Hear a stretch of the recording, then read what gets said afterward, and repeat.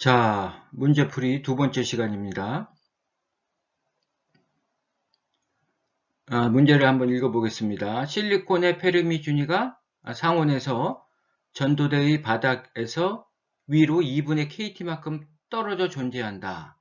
열평형 상태의 전자 농도를 구해보아라. 이 문제도 앞에 그 식을 이용하면 안 되겠네요. 그죠? 왜냐면 이거는 비축퇴 반도체가 아니죠. 즉 축퇴 반도체입니다. 왜냐면 전자의 에너지와 페르미 준위 에너지 차이가 3kT 이상이 돼야 되는데 지금 여기에서는 2분의 kT이라고 그랬죠. 그래서 이거는 축퇴 반도체입니다. 그래서 페르미 디락 확률 함수의 분모의 1항을 제거해서 맥스웰 볼츠만으로 근사시킬 수 없습니다. 그래서 페르미 디락 적분 함수를 가지고 직접 구해야 되겠습니다. 그래서 자, 그림을 그려보면 이런 경우에 해당합니다. 이 초록색 범위에 페르미 준위가 위치할 때 우리 일반적으로 비축대 반도체라고 하고요.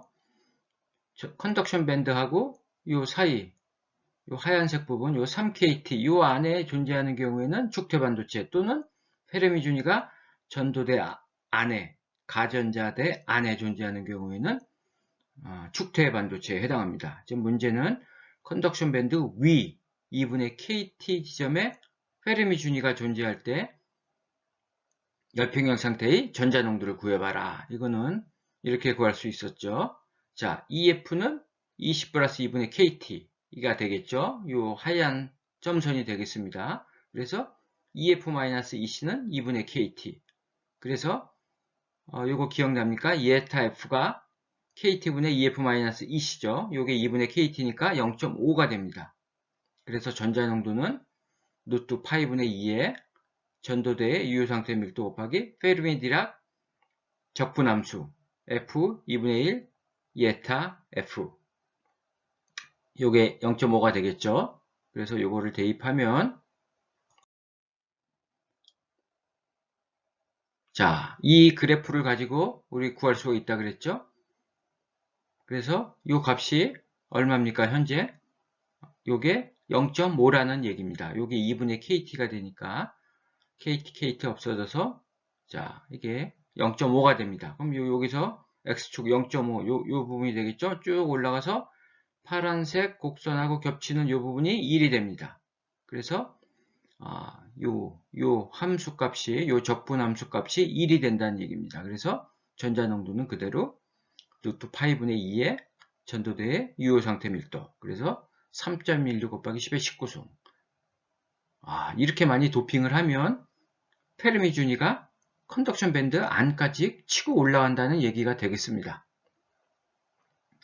자, 다음 문제를 풀어보도록 하겠습니다. 자, 문제를 읽어보겠습니다. 진성 반도체에서 볼츠만 근사를 만족하기 위해서는 페르미 준위는 전도대 아래 3kT 이하. 이게 아까 같은 얘기죠. 페르미 준위가 이 초록색 범위, 이 안에 존재해야지 맥스웰 볼츠만 통계 근사시킬 수 있다는 얘기입니다. 그때는 신뢰율이 95%, 즉 페르미 디락 분포 함수의 분모의 1항을 제거하더라도 그 일치율은 95%가 된다는 얘기입니다. 그래서 상당히 신뢰율이 높은 거죠. 그래서 우리가 분모의 1항을 제거하고 맥스웰 볼츠만 통계로 근사시켰었죠. 자, 근데 문제는 이제 그게 아닙니다. 그렇다면 N형, P형 반도체에서 불순물을 각각 인과 보론을 썼다 그랬죠. 그렇게 도핑했을 때 볼츠만 근사를 만족하는 전자 및 양공의 최대 농도를 구해보아라. 이런 얘기를 했습니다. 자, 이 문제에 주의해야 될 것은 뭐냐면 우리가 지금 요 두 번째 그림이 되겠는데요. 자, 전자가 지금 어디에 분포하죠? 도너 준위에 이렇게 분포하죠. 2인을 도핑했기 때문에 전도대에서 바닥 아래로 0.045 일렉트론 볼트 이 지점에 도너 준위가 존재하고요. 억셉터 준위는 역시 마찬가지로 가전자 대위 0.045 일렉트론 볼트 지점 여기에 양공들이 존재하게 되는 겁니다. 따라서 페르미 준위는 맥스웰 볼츠만 근사를 만족하려면 이 전자가 갖고 있는 그 에너지에서부터 3kT 이상의 차이가 나야 된다 그랬죠? 그럼 3kT 요만큼. 이 초록색 부분에 페르미 준위가 존재해야지만 맥스웰 볼츠만 근사가 성립이 된다는 겁니다. 그런데 만족하는 최대의 전자 양공 농도를 구하라 그랬으니까 굳이 이게 이 밑으로 내려갈 필요가 없겠죠? 그래서 바로 딱 3kT 되는 지점. 이 지점에 페르미 준위가 이렇게 존재할 때 전자 및 양공의 최대 농도가 되는 겁니다. 그러면 EC에서 ED를 빼면 0.045 일렉트론 볼트가 되겠죠? 그 다음에 E에서 EV를 빼도 0.045 일렉트론 볼트. 이거는 도너의 이온화 에너지가 되겠죠? 이거는 억셉트의 이온화 에너지가 됩니다. 그 다음에 여기가 EF가 되겠죠? 그래서 ED-EF가 3kT. 그 다음에 EF-EA가 3kT. 뭐 여기서 이 페르미 준위는 요거는 이제 전자의 페르미 N형 반도체의 페르미 준위가 되겠죠. EFN. 뭐 굳이 쓴다면 EFN, 여기는 EFP 이렇게 쓸 수가 있겠죠. 자, 요 네 가지 식을 끄집어냈습니다. 그러면 이제 전자 농도, 양공 농도는 어떻게 구하겠습니까? 자, 다음을 보겠습니다. 자, 전자 농도 구하는 공식입니다. 전도대의 유효 상태 밀도 갖고 구했죠. 자, EC-EF는 이렇게 바꿉니다. 이렇게 같은 거죠? 이거 없어지니까. 그래서 EC-ED가 0.045, ED-EF가 3kT. 그래서 전자의 농도는 2.454 곱하기 10의 17승. 양공도 마찬가지겠죠? 이렇게 쓸 수가 있겠죠? 그래서 또 뺐다 더했다. 그래서 요 값이 3kT, 요 값이 0.045. 그래서 계산하면 9.115 곱하기 10의 16승. 요것이 맥스웰 볼츠만 근사를 만족시키기 위한 전자의 최대 농도, 양공의 최대 농도가 되겠습니다. 이 개념을 잘 이해해야 됩니다. 이 문제는 여러분들 약간 어려울 수 있습니다. 그렇지만 계산하는 건 어렵지 않죠. 이 개념을 잘 이해하셔야 됩니다. 자, 다음 문제 한번 보겠습니다. 어떤 반도체가 다음과 같이 도핑되어 있다. ND, NA. 이거는 보상 반도체죠. 이렇게 두 개가 동시에 도핑되어 있으면 이것은 보상 반도체입니다. 그래서 N0는 ND-NA가 된다고 배웠었죠. 이게 도핑한 농도가 전부 N0에 기여하지 않죠. 왜냐하면 요거하고 요거가 또 재결합하기 때문에 기억이 날 겁니다. 자, 열평형 상태의 전자 농도가 N0가 1 곱하기 10의 14승으로 측정되었다. 진성 캐리어 농도와 열평형 상태의 양공 농도를 구해보아라. 불순물은 완전 이완된다고 가정할 것. 자, 이 문제는 조심해야 됩니다. 왜냐하면 이게 어떤 반도체라는 얘기도 없고 지금 온도라는 조건도 상온 이상이라는 거죠. 불순물이 완전 이온화되는 게 300K니까 뭐 400K가 될 수도 있고 500K가 될 수도 있는 거죠. 어떠한 지금 조건도 달아놓지 않았습니다. 반도체도 어떤 건지 모르고요. 근데 전자농도가 이렇게 됐다. 근데 한번 보십시오. 우리 보통 진성 캐리어 농도보다 많이 도핑을 하면 ND-NA가 그냥 N0가 되죠. 근데 빼보면 0.5 곱하기 10의 14승입니다. 근데 N0가 더 높죠. 그거보다. 그러니까 이거는 지금 뭔가 상온이 아니거나 또는 이게 실리콘 반도체가 아닐 수도 있습니다.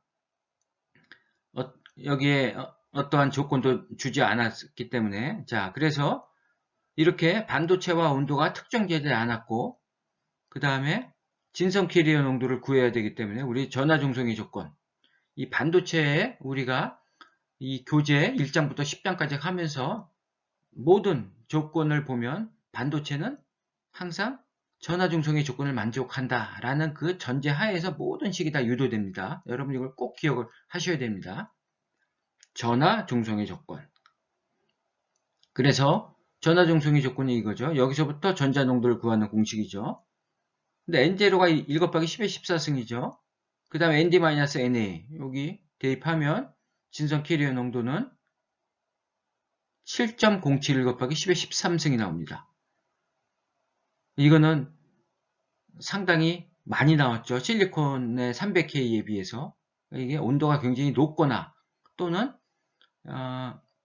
실리콘 반도체가 아닐 수도 있습니다. 왜냐하면 실리콘 반도체는 이게 10의 10승인데 저만인 반도체 같은 경우는 대개 2.4 곱하기 10의 13승의 진성 캐리어 농도를 갖습니다. 상온에서.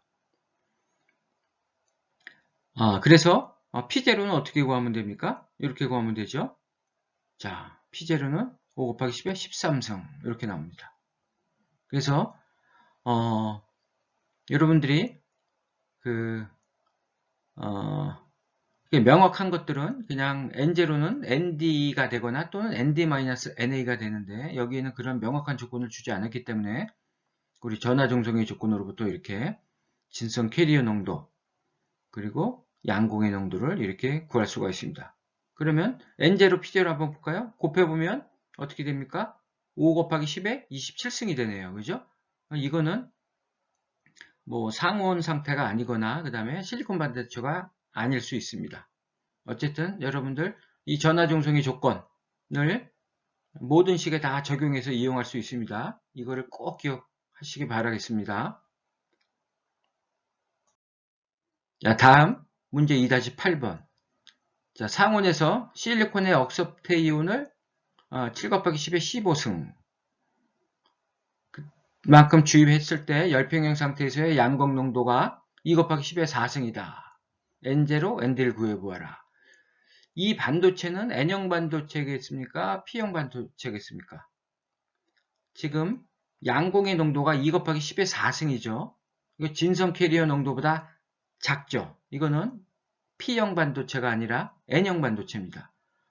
그런데 억셉터는 이렇게 많이 도핑을 했는데 양공의 농도 이렇게 적죠. 이 얘기는 뭡니까?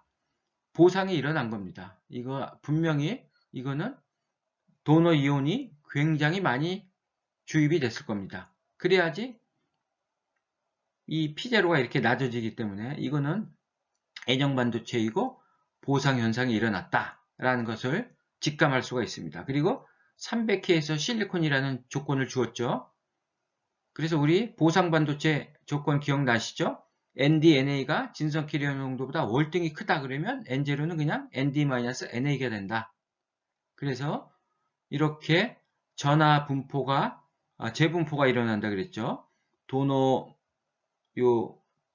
원자들에서 전자를 전도대로 방출하면 이온화가 돼서 전도대에 도너 전자들이 이렇게 만들어지고 또 일부는 억셉터 이온하고 이렇게 재결합해서 전자하고 양공상이 없어지는 거죠. 그리고 또 우리 열적 캐리어 진성전자, 진성양공이 계속 만들어지고 있는 거죠. 1.5 곱하기 10의 10승. 그래서 이 보상현상이 일어나면 주입한 농도가 그대로 캐리어 농도가 되지 않는다는 거죠. 그렇죠? 요만큼이 빠지는 거죠. 여기랑 결합하니까. 이해가 가시죠? 자, 그래서 이건 N형 반도체이고, 자, 양공의 농도가 이러니까 전자의 농도는 이렇게 걸 수가 있습니다. 그래서 1.125 곱하기 10의 16승이 됩니다. 근데 전하 보상이 일어나니까 ND가 N0가 되는 게 아니죠. 그렇죠? 여기서 억셉터 농도를 빼줘야 됩니다. 그래서 ND-NA는 N0. 그래서 ND는 ND-NA가 7 곱하기 10의 15승. 그 다음에 N0는 지금 구했죠? 16승. 그래서 ND는 이 두 개를 더해줘야 됩니다. 그래서 ND는 1.825 곱하기 10의 16승. N0하고 비교해보면 아시겠지만 ND가 더 크죠? 이게 왜냐면 이렇게 전하 보상이 일어났기 때문이에요. 전하 보상이. 이렇게 빠지는 거. 요거 억셉터하고 결합하는 게 있기 때문에 실제 이게 모두 다 전자로 기여하지 않습니다. 자, 이해가 됐죠?